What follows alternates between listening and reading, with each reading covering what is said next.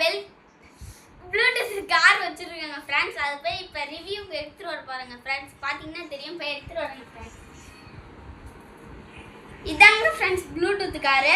இது வந்து இங்கே இதான் ஸ்பீக்கரு.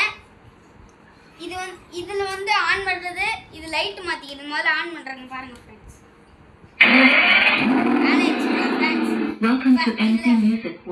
இதில் எப்படி ஃப்ரெண்ட்ஸ் கலர் மாற்றணும். அந்த இது அமுக்குனீங்கன்னா வேணா கலர் மாற்றிக்கலாம்.